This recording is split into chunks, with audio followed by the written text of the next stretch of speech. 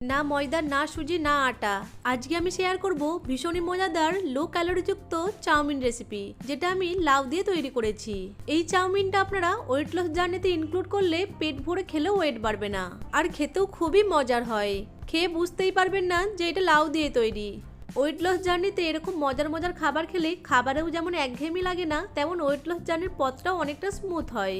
নমস্কার বন্ধুরা, আমি ঝর্ণা সিম্পল রেসিপির আরেকটা নতুন ভিডিওতে আপনাদের সবাইকে স্বাগতম জানাই। কেমন আছেন সবাই? আশা করছি ভালো আছেন। চলুন তাহলে রেসিপিটা শুরু করি। লাউ দিয়ে চাউমিন বানানোর জন্য আমি এখানে একটা লাউ নিয়ে নিয়েছি। তবে লাউ দিয়ে নুডলস বানানোর জন্য যে লম্বা টাইপের লাউগুলো পাওয়া যায় সেগুলো হলে খুবই ভালো হয়, তাহলে নুডলসগুলো একটু লম্বা লম্বা হবে। আমি এখানে লাউটাকে অর্ধেক করে কেটে নিয়ে খোসা ছাড়িয়ে জল দিয়ে ভালো করে ধুয়ে নিয়েছি। আমি আজকে এই অর্ধেকটা লাউ দিয়ে চাউমিনটা তৈরি করব। এখন আমি এখানে একটা এরকম পিলার নিয়ে নিয়েছি। এবার এই পিলারের সাহায্যে লম্বা লম্বা করে কেটে নেব। যদি আপনাদের কাছে এরকম পিলার না থাকে তাহলে দাও বা বটিন দিয়ে সরু সরু লম্বা লম্বা করে কেটে নেবেন। তবে এইভাবে লাউটা কাটার সময় একটা বিষয় খেয়াল রাখতে হবে, যখন লাউটা কাটতে কাটতে নরম অংশটা চলে আসবে সেই নরম অংশটা কিন্তু আর দেওয়া যাবে না, সেটা যে কোনো তরকারিতে দিয়ে দেবেন। দেখুন আমি লাউটাকে এরকম সরু সরু নুডলসের মতো করে কেটে নিয়েছি। এরপর একটা গাজর নিয়ে খোসা ছাড়িয়ে জল দিয়ে ভালো করে ধুয়ে নিয়ে এরকম লম্বা লম্বা নুডলসের মতো করে কেটে নিচ্ছি। এরকম পিলার না থাকলে বটি দিয়ে এরকম সরু সরু লম্বা লম্বা করে কেটে নেবেন। দেখুন আমি গাজরটাকেও একইভাবে সরু সরু লম্বা লম্বা করে কেটে নিয়েছি। এইদিকে আমি একটা প্লেটে অল্প একটু বাঁধাকপি নিয়ে সরু সরু করে কুচিয়ে নিয়েছি। দুটো পেঁয়াজকেও সরু সরু করে কুচিয়ে নিয়েছি। আর নিয়েছি হাফ ইঞ্চি মতো আদা কুচি, দুটো কাঁচা লঙ্কা কুচি, আর কিছু চিনেবাদাম। এইদিকে গ্যাসের ফ্লেম অন করে একটা কড়াই বসিয়ে দিয়েছি। এখন কড়াইয়ের মধ্যে দিয়ে দিচ্ছি অল্প একটু রিফাইন তেল। রিফাইন তেলের পরিবর্তে বাটার বা ঘিও ব্যবহার করতে পারেন। তেল গরম হয়ে গেলে গরম তেলের মধ্যে চিনেবাদামগুলোকে দিয়ে নেড়েচেড়ে ভেজে নেব।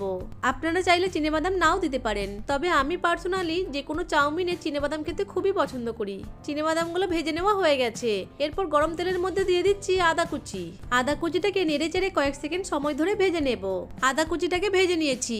এখন এর মধ্যে দিয়ে দিচ্ছি কুচিয়ে রাখা পেঁয়াজ আর লঙ্কাগুলো। এখন পেঁয়াজটাকে নেড়েচেড়ে একটু ভেজে নেব। খুব বেশি ব্রাউন কালার করে ভাজার দরকার নেই। পেঁয়াজ কুচিটাকে ভেজে নিয়েছি। এখন এর মধ্যে দিয়ে দিচ্ছি কুচিয়ে রাখা বাঁধাকপিটা।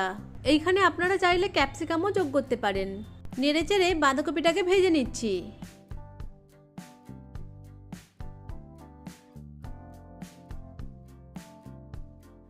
বাঁধাকপিটাকে ভেজে নিয়েছি। এখন এর মধ্যে দিয়ে দিচ্ছি কেটে নেওয়া গাজরগুলো। সবকিছুকে একসাথে নেড়েচেড়ে মিশিয়ে নিচ্ছি। এরপর এর মধ্যে দিয়ে দিচ্ছি স্বাদ মতো লবণ।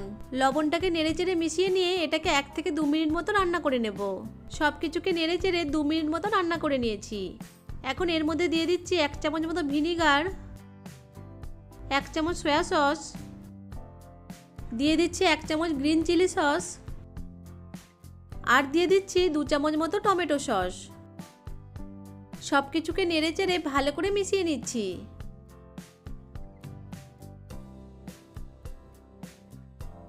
সবকিছুকে ভালো করে মিশিয়ে নিয়েছি। এখন এই সবজিগুলোকে কড়াইয়ের এক সাইডে সরিয়ে রেখে এখানে একটা ডিমের ভুর্জি তৈরি করে নেব। তার জন্য এই কড়াইয়ে অল্প একটু রিফাইন তেল দিয়ে তেলটাকে গরম করে নিয়ে একটা ডিম ভেঙে দিয়ে দেব। উপর থেকে অল্প একটু লবণ আর গোলমরিচের গুঁড়ো ছড়িয়ে দিচ্ছি। এবার ডিমটাকে নেড়েচেড়ে ডিমের ভুর্জি তৈরি করে নেব। ডিমের ভুর্জিটা তৈরি করে নিয়েছি। এখন সবকিছুকে একসাথে ভালো করে মিশিয়ে নেব।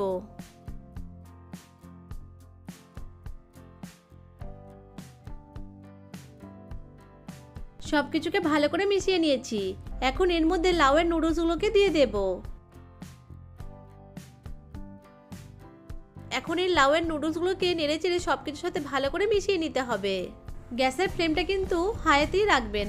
গ্যাসের ফ্লেমটা হাইতে রেখেই লাউয়ের নুডলসগুলোকে সবজি আর মশলার সাথে খুব ভালো করে মিশিয়ে নেব।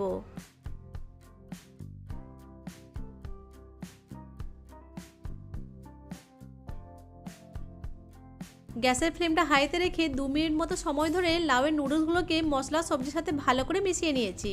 আর লাউয়ের নুডলসগুলো সেদ্ধও হয়ে গেছে। এরপর এর মধ্যে অল্প একটু ম্যাগি মশলা দিয়ে ভালো করে মিশিয়ে নেব। আমি এখানে অল্প একটু ম্যাগি মশলা ব্যবহার করেছি। আপনারা যদি ম্যাগি মশলা দিতে না চান তো নাও দিতে পারেন। ম্যাগি মশলাটাকে খুব ভালো করে মিশিয়ে নিয়েছি। আমার এখানে লাউয়ের চাউমিনটা একদম রেডি হয়ে গেছে। এখন গ্যাসের ফ্লেমটা অফ করে দিচ্ছি।